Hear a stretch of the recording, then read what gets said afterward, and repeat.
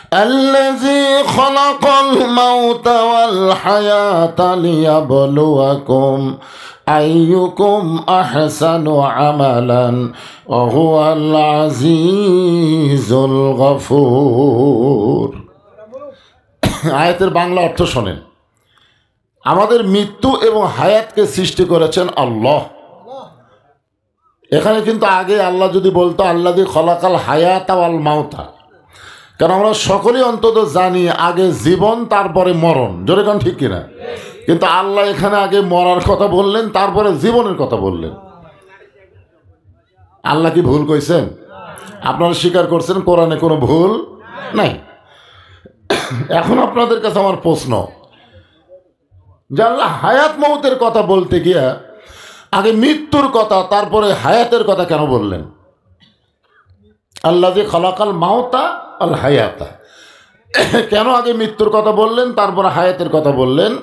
এটা বলার কারণ হলো হায়াত পাইয়া কেউ যেন এক মুহূর্তের জন্য মৃত্যুকে ভুলে না যায়। যেরকম প্রধান অতিথি বললেন যে আগামীকাল পর্যন্ত আমরা বাঁচবো কিনা গ্যারান্টি নাই। আমার এক ভাই বলছে এখনই বাঁচবো কিনা তার কোনো, মাশাআল্লাহ। এ কথা যদি অন্তরের হয়, কারণ কতগুলো কথা মুখের কথা আর কতগুলো কথা হলো অন্তরের কথা। অন্তর থেকে যদি আমরা বিশ্বাস করি যে কোনো সময়ে আমাদের মৃত্যু হবে, তাহলে আমাদের দ্বারা খারাপ কোনো কাজ হবে। এই জন্য আল্লাহ বলতেছেন লিয়াবলুয়াকুম, তোমাদেরকে পরীক্ষা করা হবে। আমাদেরকে আল্লাহ পরীক্ষা করবেন। পরীক্ষা কিন্তু শুধুমাত্র মুসলমানকে আল্লাহ করেন, ইমানদারকে আল্লাহ পরীক্ষা করেন। বেঈমানদের কোনো পরীক্ষা নাই, কারণ বেঈমানেরা তো ভর্তি হয়নি, তার পরীক্ষা কি হবে? আমরা ভর্তি হয়েছি, আমাদের বিশ্ববিদ্যালয়ের নাম হলো ইসলাম, যেটার নাম কি ইসলাম, আর আমাদের ভর্তি হলো ইমান। আর ভর্তি হওয়ার পরে আমাদের পরীক্ষার বিষয়টা হলো নেক আমল। খুব খেয়াল করবেন, এখানে বলা হচ্ছে আইয়ুকুম আহসানু আমালা, তোমাদেরকে সুন্দর আমলের পরীক্ষা করা হবে। সুন্দর আমল, আমাদের বাংলাদেশে নেক আমল আছে কিন্তু সুন্দর আমল নেই। কারণ সুন্দর আমল করতে গেলে সুন্দর একটা পরিবেশ লাগবে। আপনারা বলেন তো 15.5 বছর আমরা যে পরিবেশ পাইছিলাম, রব্বানা আতিনা ফিদ দুনিয়া হাসিনা, কি খান, যেই পরিবেশ আমাদেরকে দিছিল, একটা কোরআনের মাহফিল করাও আমাদের জন্য বড় কঠিন হয়ে গেছিল। ধরে কোন কথা ঠিক কিনা? আমি আপনাদের পাঁচবিবির এলাকায় 2টা না কয়টা মাহফিল আইছিলাম, প্রত্যেকটা মাহফিলের প্রধান অতিথি জোর করে একটা লোক হয়েছিল, তার নাম হলো বেনু। নাম কি? বেনু। হ্যাঁ, এই বেনুকে অতিথি না করলে মাহফিলই করা যাবে না। আমি আপনাদের এই খাস বাট্টায় দিনের বেলায় ছিলাম, মনে আছে আপনাদের? তাও আর সেদিন পাঁচবিবির হাট, ঠিক সেই দিনই মাহফিল। তো যাই হোক, আজকে তো দিনের বেলা হাট, একদিকে হাট আছে আর দিনের বেলা ওয়াজ হচ্ছে, একদিকে হাট হচ্ছে। যাই হোক, আমি যেটা বলতে চাচ্ছি যে এমন একটা পরিবেশ ছিল, কোরআন মানা তো দূরের কথা, কোরআনের হক কথা বলা যাইতো না। জোরে কোন ঠিক কিনা? কিন্তু আপনারা এখন বলেন, এখন কোরআনের হক কথা বলতে আর কোনো সমস্যা আছে? থানাতে যাওয়া লাগে যে কোরআনের মাহফিল করব, অনুমতি দেন না। তাহলে বোঝা গেল যে মোটামুটি হাসিনা পলানোর সাথে সাথে একটা সুন্দর পরিবেশ তৈরি হয়েছে। জোরে কোন কথা ঠিক কিনা? খুশি না বেজা? হ্যাঁ, পরিবেশ সুন্দর হলেই খুশি হয় না, তারপরে কাজ আছে। সুন্দর একটা পরিবেশ যদি আপনি চিরস্থায়ীভাবে রাখতে চান, মানে কিছু সময়ের জন্য না, চিরস্থায়ীভাবে সুন্দর পরিবেশ যদি রাখতে চান, তাহলে সুন্দর একটা সমাজ লাগবে। ধরে কোন সুন্দর একটা কি লাগবে? সমাজ লাগবে। সুন্দর একটা সমাজ যদি চিরদিন আপনি ধরে রাখতে চান, তাহলে সুন্দর একটা রাষ্ট্র লাগবে। ধরে কোন সুন্দর একটা কি লাগবে? আর সুন্দর একটা রাষ্ট্র যদি আপনি তৈরি করতে চান, তাহলে মানুষের তৈরি করে আইন দিয়ে চলবে না, আল্লাহর কোরআনের আইন লাগবে। ধরে কোন ঠিক কিনা? আজকের প্রধান অতিথি যখন স্লোগান দিল আল কোরআনের আলো, আপনার তখন বলছেন ঘরে ঘরে জ্বালো। না, ঘর জ্বলে কোনো কাজ হবে না, বলেননি তো। মানে সেই পরিবেশ আপনার পাননি, খালি ঘরে ঘরে জ্বালাবার পরিবেশ পাচ্ছেন। এই মুহূর্তে আমরা যে সুন্দর পরিবেশ পাইছি, এই জন্য স্লোগানটা জায়গা মতো দেওয়া লাগবে। আমি যেই বলবো আল কোরআনের আলো, আপনারা সকলেই জবান খুলে বলবেন সংসদে জালো। বলতে পারবেন না? আল কোরআনের আলো, কোরআন হাদিস যেখানে,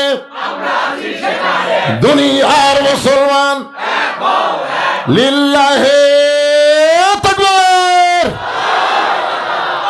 আমি ভাইজানের কথা শুনে, আমার ছোট, অনেক ছোট হবে, যে কথা বললো 48 বছর বয়স, তার মানে অনেক ছোট। এই ছোট বয়সেই দেখেন কি অবস্থা, কঠিন একটা নির্যাতনের শিকার, জোরে কোন ঠিক কিনা? হ্যাঁ, এত নির্যাতনের পরেও ওনাকে যখন আল্লাহ ফিরে নিয়ে আইছেন, আমরা এরকম একজন ভালো মানুষকে কোরআনের জন্যে সংসদে পাঠানো চাই, জোরে কোন ঠিক কিনা? আল্লাহ যেন কবুল করে, জোরে কোন আমিন। এখন আসেন, আলোচনাটা ধারাবাহিকভাবে আপনাদের সামনে শুরু করলাম। মৃত্যু এবং হায়াতকে আল্লাহ সৃষ্টি করেছেন পরীক্ষার জন্যে। যে কোনো সময় মৃত্যুবরণ করবে, এই মরাটা যেন সাধারণ মৃত্যু না হয়। লা তামুতুন্না ইল্লা ওয়া আনতুম মুসলিমুন, মুসলমান হয়ে মরতে হবে। মুসলমান হয়ে যদি আমরা মরতে চাই, তাহলে আমার সঙ্গে আপনাদের ধারাপাতের মতন একটু বলা লাগবে। বলবেন? ইসলাম একটা গাড়ি, ঈমান হলো টিকিট, আর মুসলমান হলো যাত্রী। খুব শেয়ার করবে, এই আয়াতের তাফসিরে আপনাদেরকে বোঝানোর জন্য বলতেছি। তাহলে কি বুঝলেন? গাড়ির নাম কি? ইসলাম। আর যাত্রীর নাম কি? মুসলমান। যেরকম যাত্রীর নাম কি? আর টিকিটের নাম হলো ঈমান।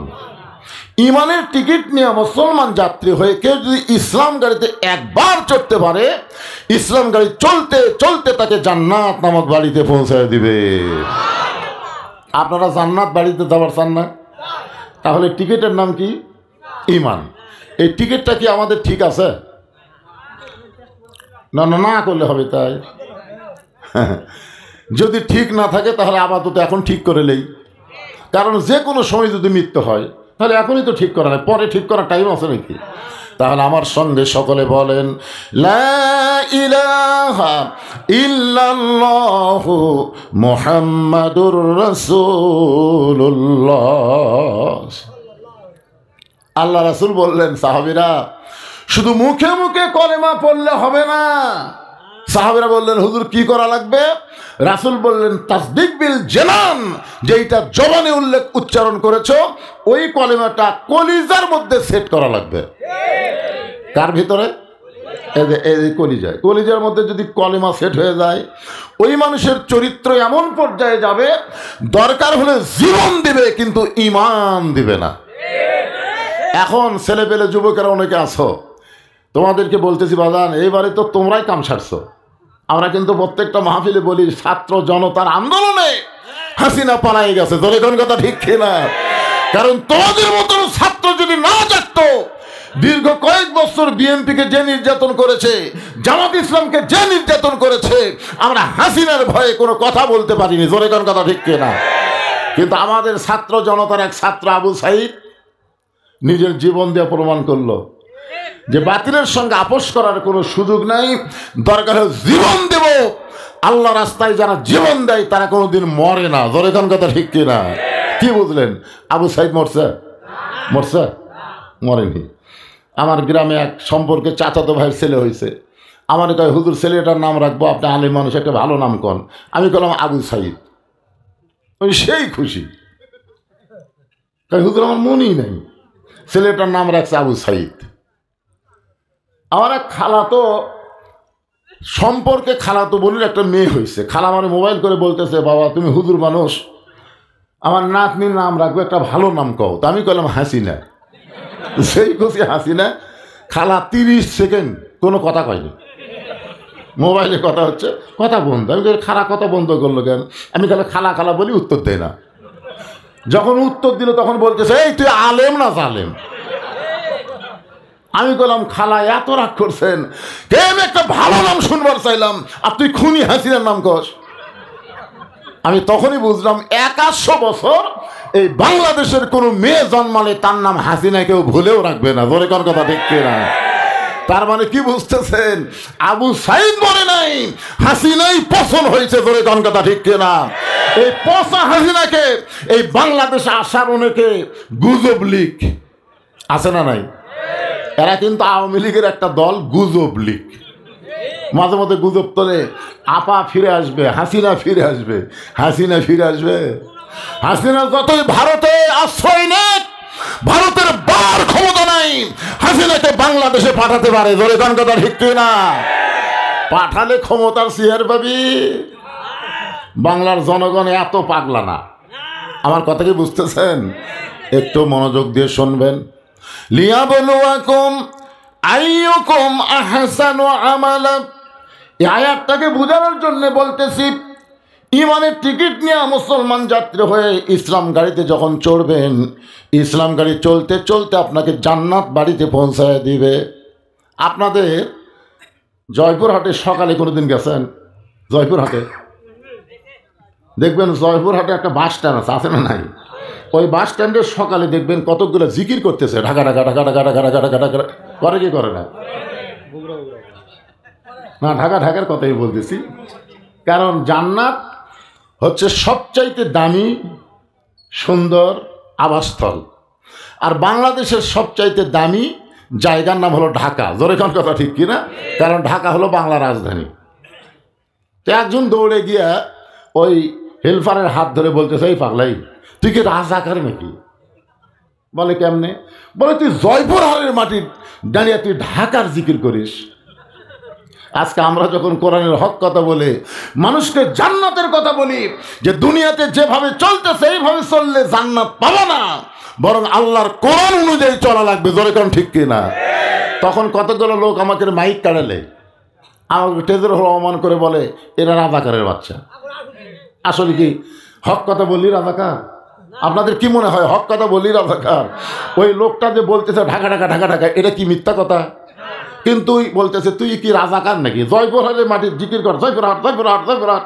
তুই জয়পুরহাট জিকির না করে ঢাকা ঢাকা করিস।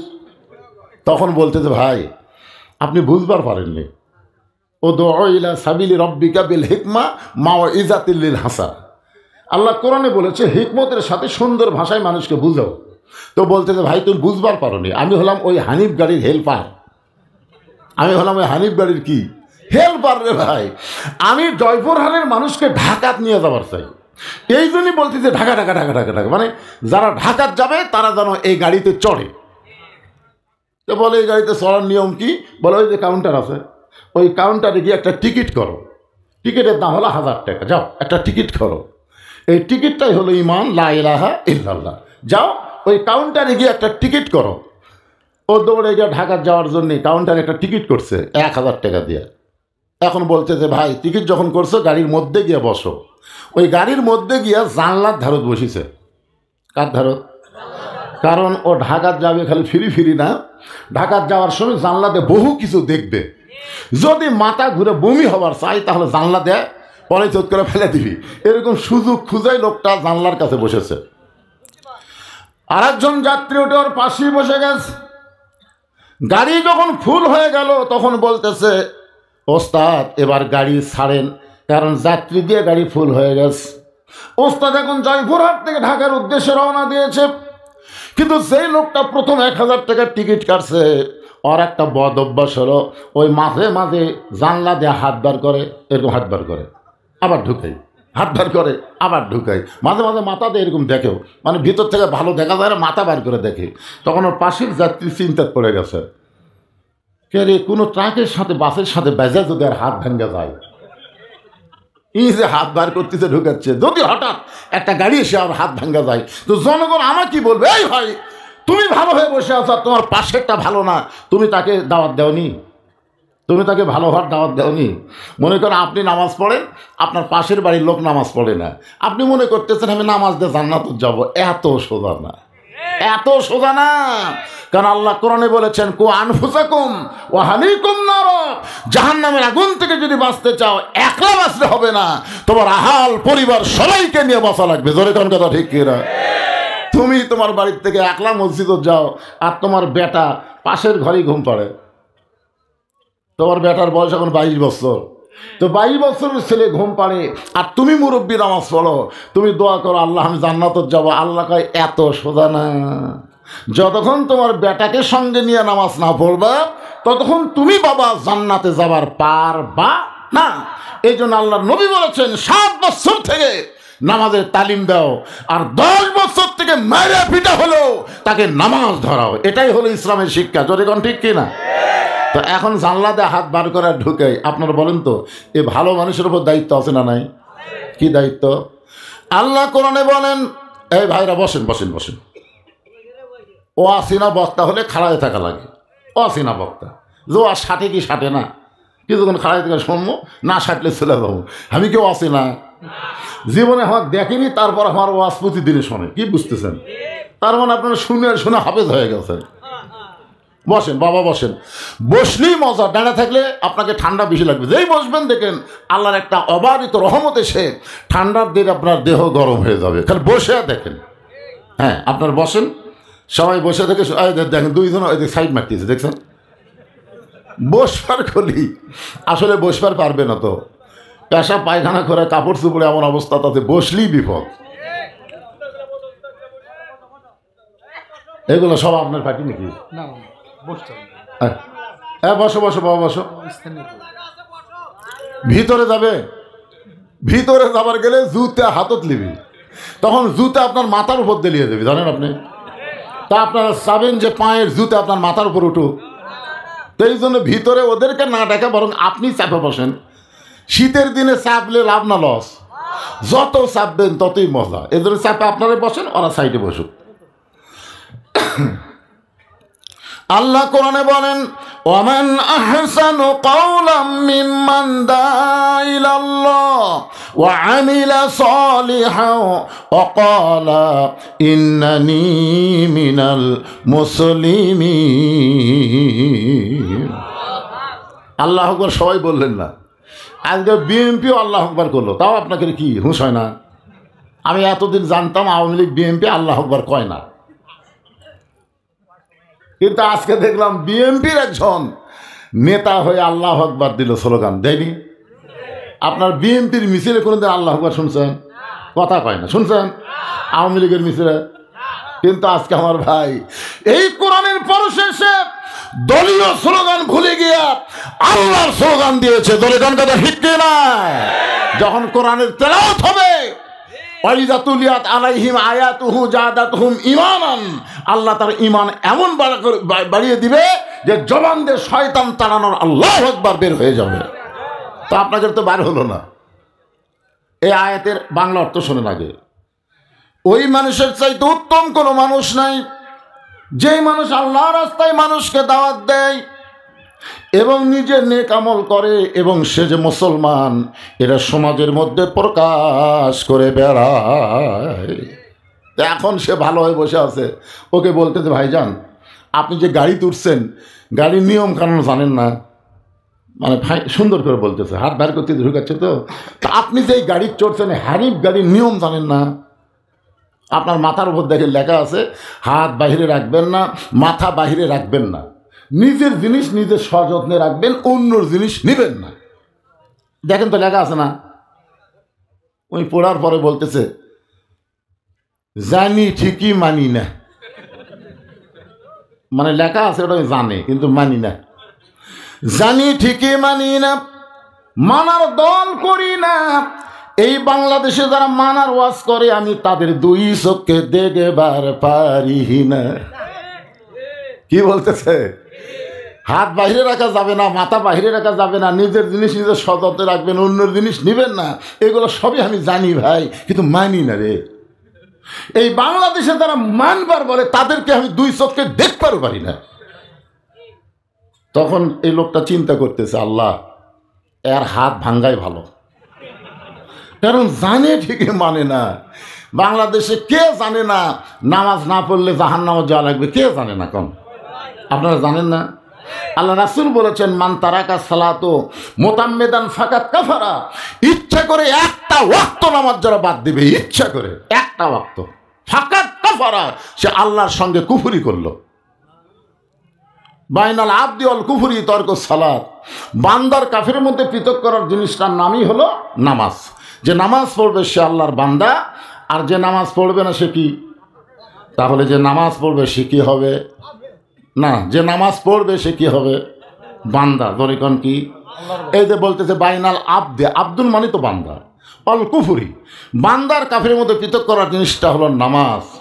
আল্লাহ কোরআনে বলেন ফাদখুলি ফি ইবাদি ওয়াদখুলি জান্নাতি, যে আমার বান্দা হয়ে মসজিদের মধ্যে ঢুকলো, ও মসজিদের মধ্যে ঢুকলো না, ও যেন জান্নাতের মধ্যে ঢুকে গেল। না সুবহানাল্লাহ, খুব জোরে হচ্ছে না। তার মানে আপনার মনে হয় আজকে শীতের ঠেলায় এসব নামাজ পড়েননি। এই আপনারা, এই যুবকের, এই তোমরা এসব নামাজ পড়েন নাকি? আপনি যুবক, হ্যাঁ, কই কে উত্তর দেয়? যারা এশার নামাজ না পড়ে ওয়াজ শুনতেছে, এদের চেহারা কেমন?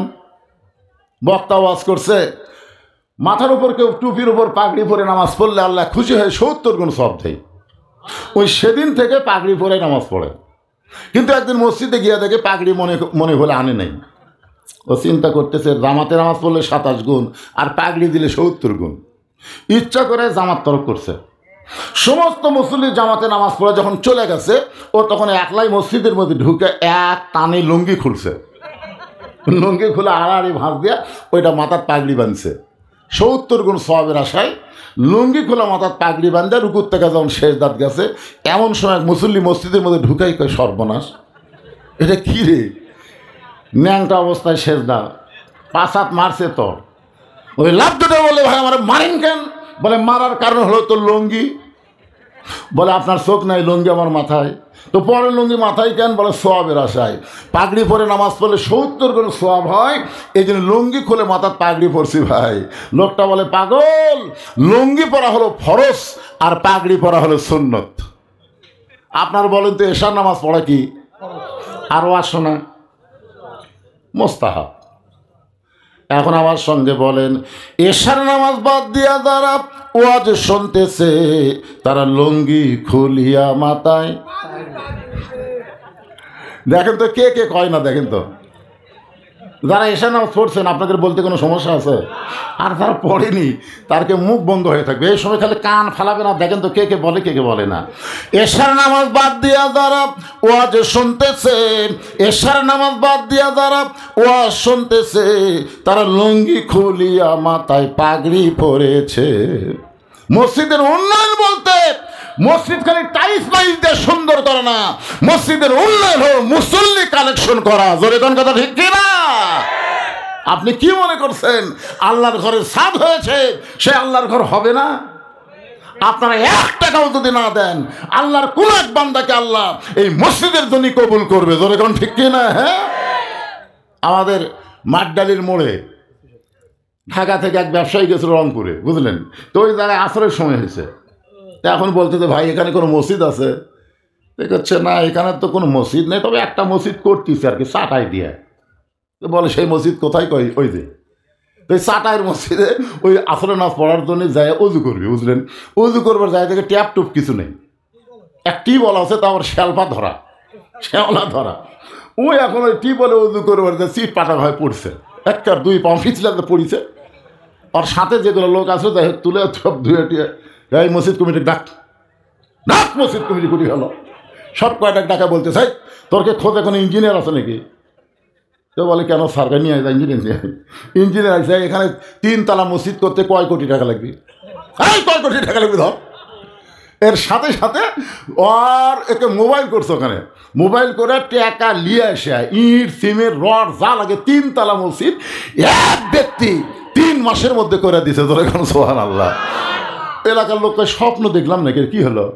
আসার পড়ার কারণে মসজিদ হয়ে গেল। তা আপনার মনে করতেছেন যে মসজিদ হবে না? কি মনে হচ্ছে মসজিদ হবে না? অবশ্যই আল্লাহর কোনো বান্দা আছে, আল্লাহ তার জন্য জান্নাতে একটা ঘর বানাবে, যে দুনিয়াতে আল্লাহর ঘর মসজিদ বানাবে। জোরে কোন কথা ঠিক কিনা? কিন্তু সমস্যা হলো নামাজ। নামাজ এই তবি বলা সবাইকে নামাজ পড়ে, এইটা হলো সমস্যা। খালি জুম্মার দিনে জুম্মা মারলে হবে না, 5 ওয়াক্ত নামাজ মসজিদে পড়া লাগবে। জোরে কোন কথা ঠিক কিনা? একটু মনোযোগ দিয়ে শুনবেন। লোকটা বলতেছে জানি ঠিকই মানি না, মানার দল করি নাই। বাংলাদেশে যারা মানবার বলে তাদেরকে 2 চোখকে দেখতে পারি না।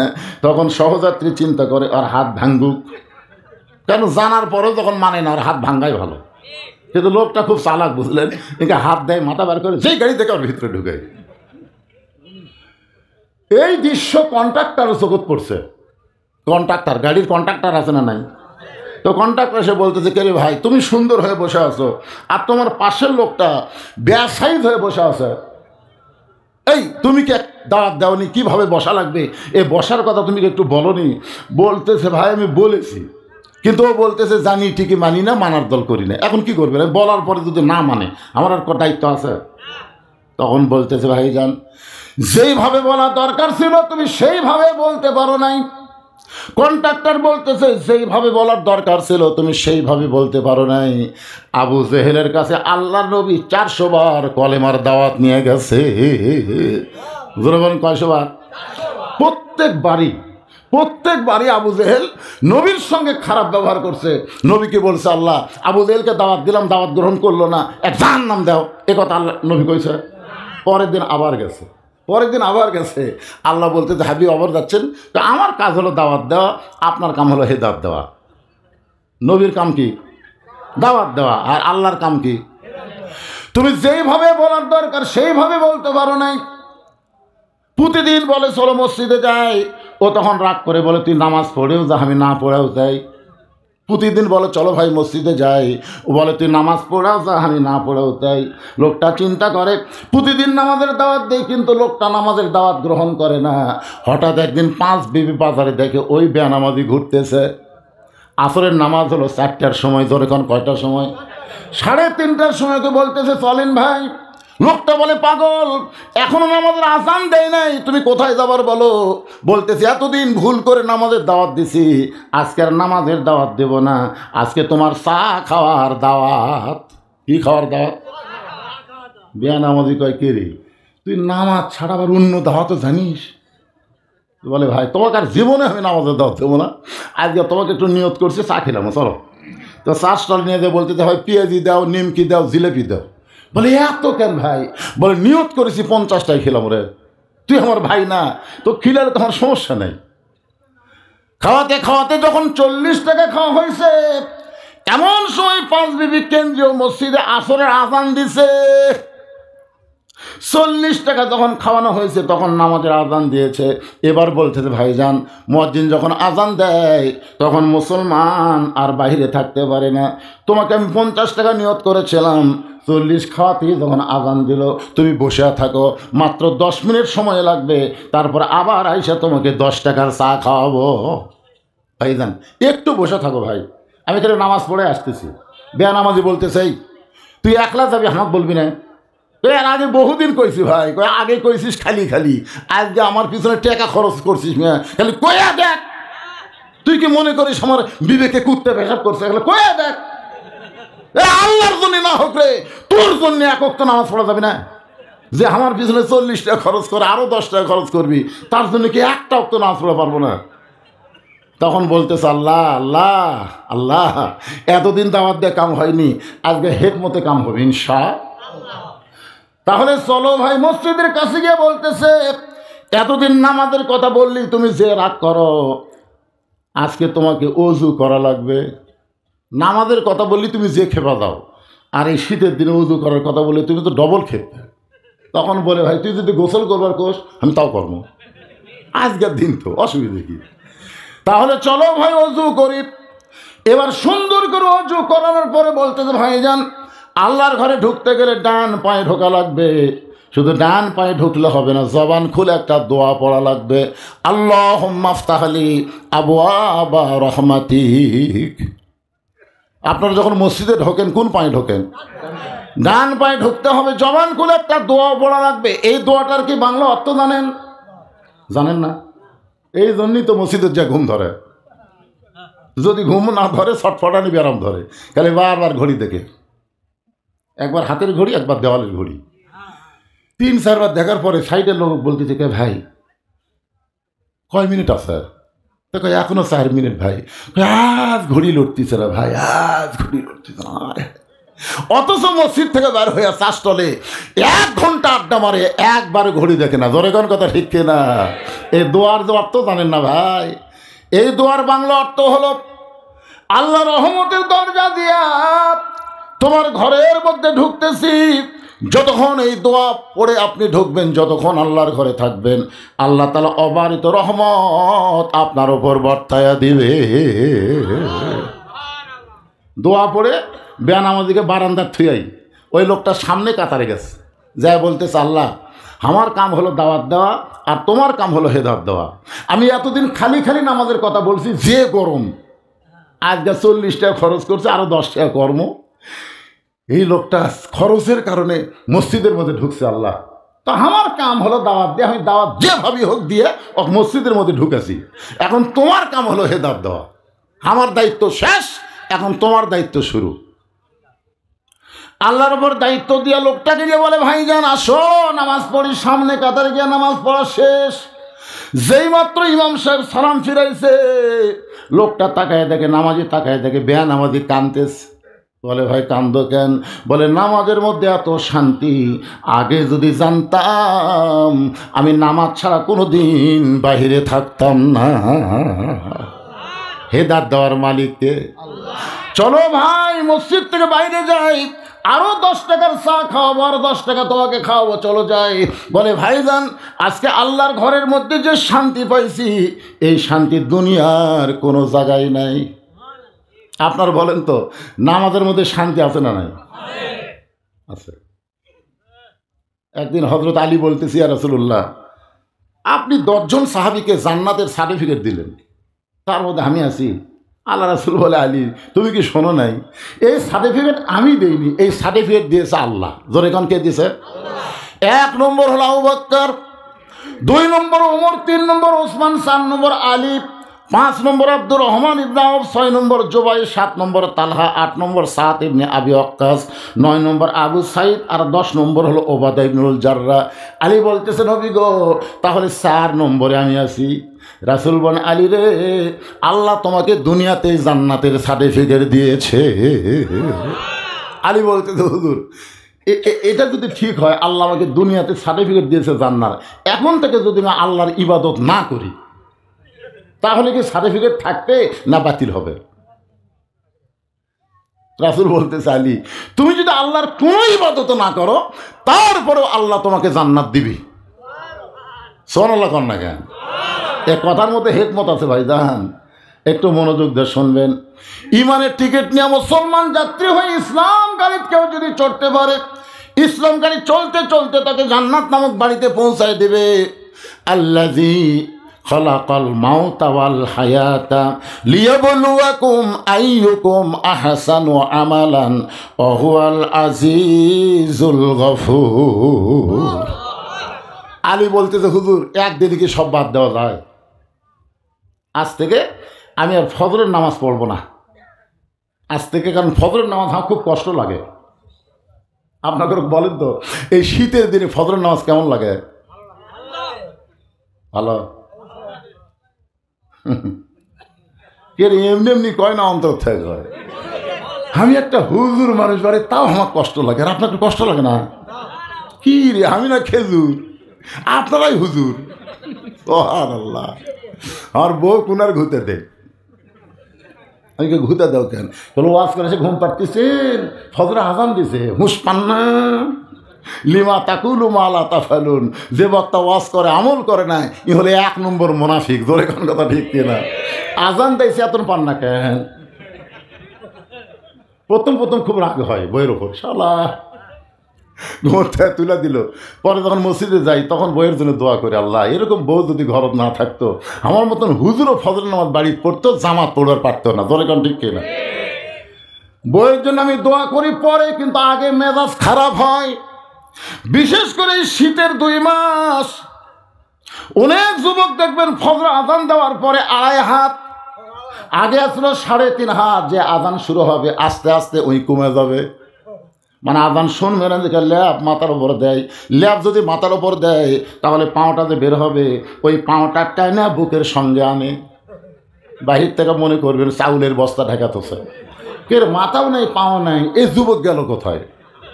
যদি আপনি বিড়াল যেমন ইন্দুর ধরে চুপিয়ে চুপিয়ে এসে ওই ল্যাপটা আলগা করেন, তাহলে ল্যাপের ভিতরে ওর সাইজ, আর সকালবেলা সাইড ঠিবে কুত্তার সাইজ। ফজরের নামাজ বাদ দিয়া ঘুম পাড়ে যারা, কুত্তার মতো আমল করে তারা। আমি যেই বলবো ফজরের নামাজ বাদ দিয়া ঘুম পাড়ে যারা, কুত্তার মতো আমল করে তারা, বলতে পারবেন ভাইজান? ফজরের নামাজ বাদ দিয়া ঘুম পাড়ে যারা, কুত্তার মতো আমল করে, আরো বলে বলেন। এই ওয়াজ আমি নাটোরে করছি, করা মাত্রই 4-5টা কুত্তা দৌড়াচ্ছে। আচ্ছা মাহফিলের পিছনে আমি যে ওয়াজ শুরু করি, যেটা মুয়াজ্জিন আযান দিলে কুত্তা ভেবে করে ওঠে না, ওই রকম। আমি কে রে কুত্তা খেপলো কেন? আমি যেই মাত্র চিন্তায় পড়ে গেলাম কুত্তা কেন খেপলো, এমন সময় কোরআনের আয়াত আমাকে বলতেছে সুম্মা রাদাদনাহু আসফালা সাফিলিন। আমি তখন আবার বললাম ফজর নামাজ বাদ দিয়ে ঘুম পাড়ে যারা, কুত্তার চাইতেও খারাপ তারা।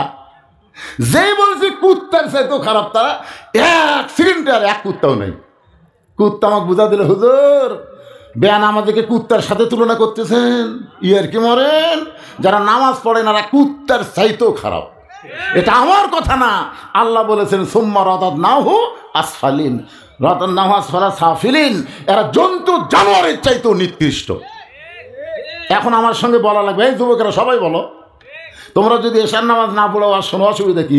নিয়ত করো ফজর থেকে আর নামাজ ছাড়বো না। আল্লাহ কয় যত নামাজ না পড়ার পাপ হয়েছে নিয়ত করা মাত্র আমি সব মাফ করে দিলাম। তাহলে সমস্ত যুবক জবান ক্লিয়ার করে বলো, ফজর নামাজ বাদ দিয়ে ঘুম পড়ে যারা, কুত্তার চাইতেও খারাপ। সবাই কইছে? মসজিদের কিন্তু সিমেন্ট কালেকশন হচ্ছে না, মসজিদের কিন্তু টাইলস কালেকশন হচ্ছে না, মসজিদের মুসল্লি কালেকশন হচ্ছে। ধরে কর কথা ঠিক, হ্যাঁ কথা বলেন। মসজিদ কেন কি করবেন? আক্কেলপুর এক মসজিদে আসনাজ পড়বার যায় দেখি টাইলসের উপরে ধুলে, লোক দেখি কেন এত ধুলে কেন? তাই মুয়াজ্জিনকে বললাম, কে ভাই ঝাড় দেন না? হুজুর আজান দিয়ে আকামত দিয়ে কেউ আসে না, হুজুর তা খামাকে ঝাড় দিয়ে কী করবো? দেখেন আমার জায়গা পরিষ্কার, গামছার 2 বাড়ি বাড়ি আল্লাহ আকবার নামাজ পড়ি, অমান খালি ওরই জায়গাটা পরিষ্কার আছে। আপনাদের তফি পড়া মসজিদের খবর কি? একটু মনোযোগ দিয়ে শুনবেন। হযরত আলী বললেন, ইয়া রাসূলুল্লাহ, আজ থেকে আমি আর ফজর নামাজ পড়বো না। এশার নামাজ পড়ার পরে হযরত আলী আবার নবীর কাছে বলতে, হুজুর আপনার কি মনে আছে আজ থেকে আর আমি ফজরের নামাজ পড়বো না?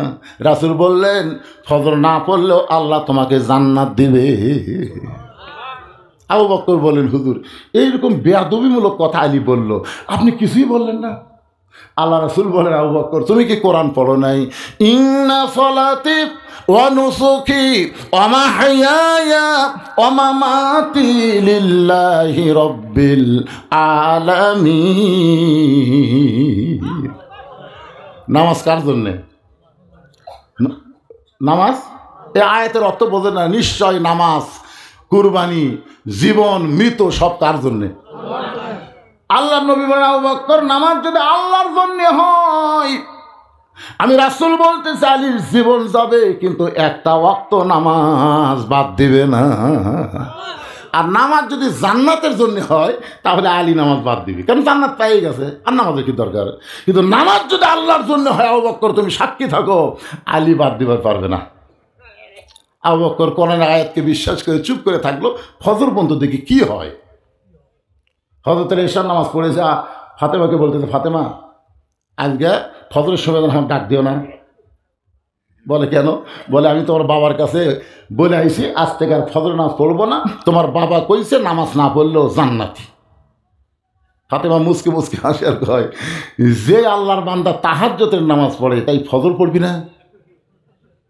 হযরত আলী কি নামাজ পড়ে? আলী বলতেছে, ফাতেমা 5 ওয়াক্ত নামাজ হলো নামাজ, আর তাহাজ্জুদ হলো মহাব্বত।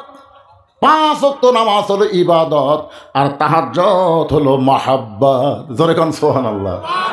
আমি 5 ওয়াক্ত নামাজের, ফজর নামাজের ইবাদত বাদ দিলাম, তাই বলে মহাব্বত বাদ দেওয়া যায়? ফাতেমা আরও মুসকে মুসকে হাসে, কারণ ফাতেমা জানে আমার স্বামী মালটা কি। জোরে কোন কথা ঠিক কিনা? আপনারা বলেন তো, সব চাইতে স্বামীকে বেশি চেনে কে? বউ। আপনারা তো আমাকে হুজুর হুজুর করে পাগলা হয়ে গেছেন। আমি বউকে 500 টাকা দিয়ে বলছি হাতের মধ্যে যে একবার হুজুর কও, 2 বার করলে 1000 টাকা, 3 বার করলে 1500, 4 বার বলে 2000, প্রত্যেকবার হুজুর কও আর 500 টাকা পাবে। আমার বউ বলে আপনার টাকাও দরকার নেই, আপনাকে হুজুর কও দরকার নেই। আমি বললাম কেন বলবো না? বলে জনগণ আপনাকে চেনে না তাই হুজুর কয়। এটা আমি তো জানি আপনি মালটা কি, হুজুর এত সহজ নয়। আমি এখনো আমার বইয়ের কাছে হুজুর হতে পারিনি। অথচ আল্লাহর নবী যখন কলেমার দাওয়াত দিলেন, সর্বপ্রথম যিনি ঈমান গ্রহণ করলেন তার নাম হলো খাদিজাতুল কুবরা। এই জন্য কোনো হুজুর দেখে ইসলাম মানবেন না, কোনো পীর সাহেব দেখে ইসলাম বুঝবেন না। ইসলাম বুঝতে গেলে আল্লাহর নবী দেখে ইসলাম বোঝা লাগবে। জোরে কোন কথা ঠিক কিনা? এই কারণে আল্লাহ কোরআনে বলেছেন, লাকাদ কানা লাকুম ফি রাসূলিল্লাহি উসওয়াতুন হাসানাহ। সফলতা যদি অর্জন করতে চাও, দুনিয়ার সমস্ত পাঁচশা নেতাকে বাদ দিয়া রাসূলকে তোমাদের আদর্শের নেতা হিসাবে গ্রহণ করে নাও। আমার নেতা তোমার নেতা হলো না, ঠিক মতো হলো না। এটা সবাই বলবেন ভাই, এটা তো একটা মেম্বার মার্কা স্লোগান হলো রে। আপনারা কি মনে করতেছেন 54 বছর আমাকে দেখার শেষ, আগামীতে এই বাংলার জমিনে আমরা দেখবো আল্লাহর কোরআনের বাংলাদেশ। জোরে কোন কথা ঠিক কিনা? তাহলে স্লোগানটা কি? আমার আগে যে বক্তাগুলো ওয়াজ করলো সে বক্তারা কি বললো, হাসরের ময়দানে প্রত্যেক নেতাকে আগে ডাক দেওয়া হবে, অনুসারীকে তারপরে ডাকা হবে। নেতা আর অনুসারী একসাথে কুটি যাবে, জান্নাত যাবে না জাহান্নাম যাবে, ওই জায়গাতে ওটা ফয়সালা হবে। জোরে কোন কথা ঠিক কিনা? তো কোন নেতাকে ধরবেন? যেই নেতা জাহান্নামে যাবে তার পাশে ঘুরবেন? তো তাহলে স্লোগানে ম্যানাকে দিচ্ছেন কেন? এই যে ভাই কছে স্লোগানে গাও গরম হবে, হবে না? হচ্ছে না গাও গরম? হ্যাঁ ঠিক আছে, হাত মারবেন। আমার নেতা তোমার নেতা,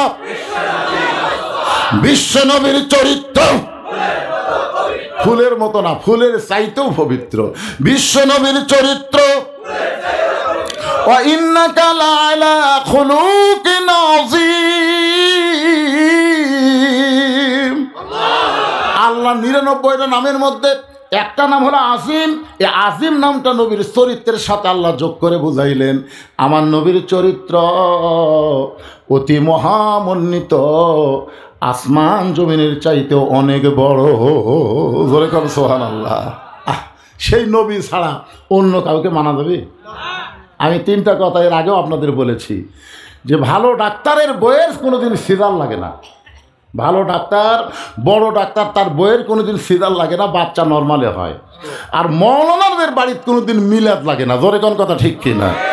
আর পীরের বউ কোনোদিন মুরিদ হয় না। এই 3টা জিনিস খেয়াল করবেন, কারণ অধিকাংশ পীরের বউ জানে আমার পীর মাঝে মধ্যে মুরিদের বইয়ের দিকে চোখ মারে, এই লুচ্চার হাতে মুরিদ হবো না। আর আপনারা সেই পীরের পথে দৌড়াচ্ছেন। আপনি জানেন ওর বউ কি কয়? আর সর্বপ্রথম খাদিজা নিজের স্বামীর হাতে ঈমান গ্রহণ করে প্রমাণ দিল, আমার নবী ভিতরেও যা বাহিরেও তাই। এই জন্য আল্লাহ বলেছেন আতিউল্লাহ ও আতিউর রাসূল। এরপরে কিন্তু আল্লাহ বলেছেন ও উলিল আমরি মিনকুম। আল্লাহ কিন্তু এখানে বলতে পারতেন আতিউল্লাহ ও আতিউর রাসূল ও আতিউ উলিল আমরি মিনকুম, কিন্তু আল্লাহ নবী পর্যন্ত আতিউ শব্দ উল্লেখ করলেন, উলিল আমরকে মানতে গিয়া ও আতিউ বাদ দিলেন। কারণ উলিল আমরকে, নেতাকে আমরা ততক্ষণ মানব নেতা যতক্ষণ আল্লাহ রাসূলকে মানবে। জোরে কোন কথা ঠিক কিনা? আসরের 4 রাকাত ফরজ নামাজের 3 রাকাতে যদি কোনো ইমাম নেতা বসে, আপনি কি বসবেন? কেন বসবেন না? কারণ ইমাম টাইটেল পাল্টা দেওয়ার অভ্যাস, একদিন 4 রাকাত পড়াছে, আজকে 3 রাকাতে বসিছে, অসুবিধা কি? যেই মাত্র ইমাম বসে গেছে এক ভ্যানালা, কেউ লোক মাথায় নিয়ে এক ভ্যানালা আবার জানে আসরের নামাজে 2 বৈঠক, 2 রাকাতে আর 4 রাকাতে, কিন্তু ইমাম 3 রাকাতে বসিছে। এই ভ্যানালা অটো ভ্যান চলায়, আল্লাহু আকবার। ইমাম মনে মনে কয় রে 41 সালের আগে আমি উঠবো না রে, তুই যতই লোক মাদে আমি ওট মো না। এই মনে করে যদি ইমাম বসাই থাকে স্বৈরাচারী হয়ে, আপনারা বলেন তো মসজিদের মুসল্লি ইমামের পক্ষে হবি না ভ্যানালার পক্ষে যাবে? কারণ কি? মসজিদ চলে কার হুকুমে?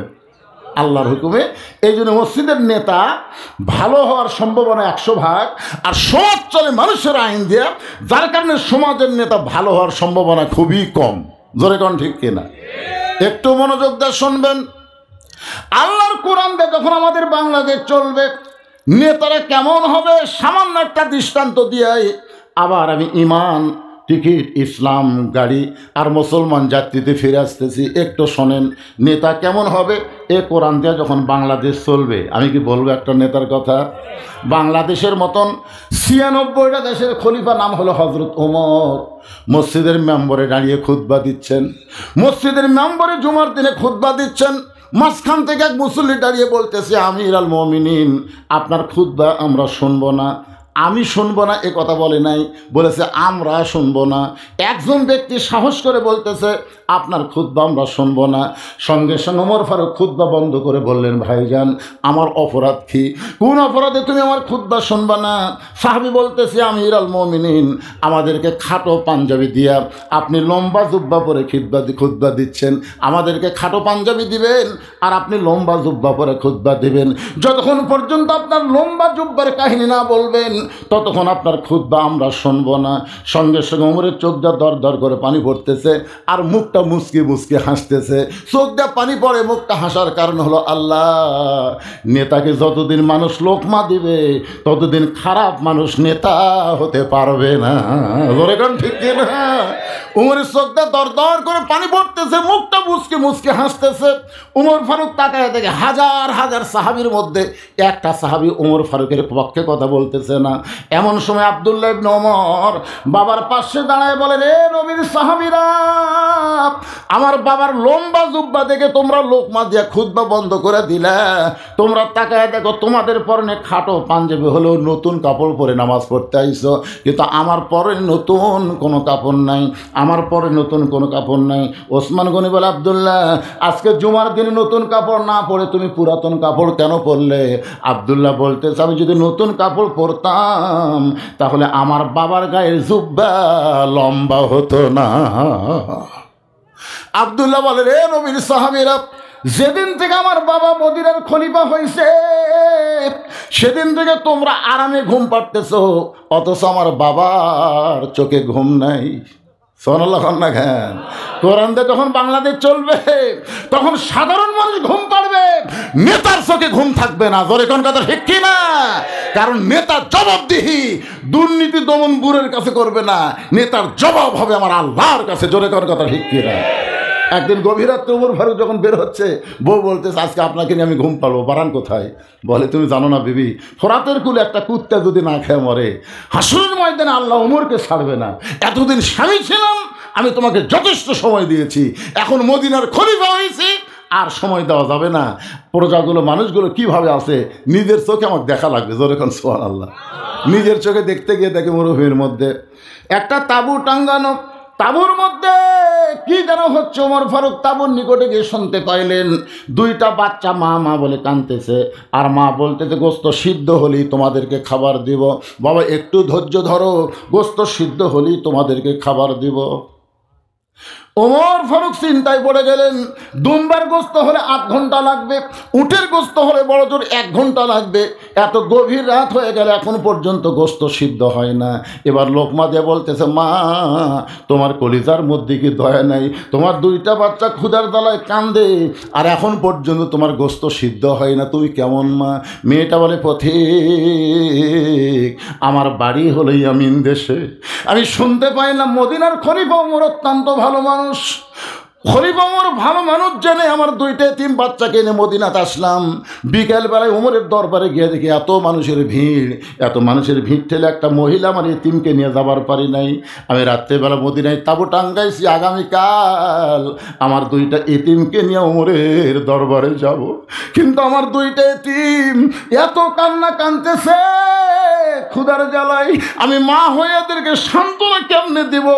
ও পথিক, আমি পাতিলে পাথর আর পানি দিয়া নিচে আগুন জ্বালতে বলতেছি, বাবা গোস্ত সিদ্ধ হলেই তোমাদের খাবার দিব, কিন্তু আমার দুইটা বাচ্চার এত খিদা লাগছে, আমার গোস্ত সিদ্ধ হবে না, মনে হয় আজকে রাত আমার সন্তান আর বাঁচবে না। সঙ্গে সঙ্গে উমর বলে, মা আসল জায়গায় বিচার দিও না মা, আসল জায়গায় উমরের বিরুদ্ধে বিচার দিও না মা, আসল জায়গা মানে আল্লাহর কাছে বিচার দিও না মা, তুমি একটু ধৈর্য ধরো মা, তুমি একটু ধৈর্য ধরো। এক দৌড়ে বাইতুল মালের দরজায় ডাক দিল, আসলাম রে দরজা খুলে দে, আসলাম দরজা খুলে দে, সবচাইতে বড় খাবার বস্তা আমার মাথায় উঠায় দে।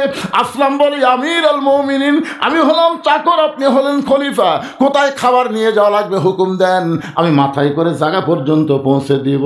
ওমর কান্দে, আসলাম রে একজনের পাপের বোধ আর একজন মাথায় নিবার পারে না, দে আমার মাথায় উঠে দে।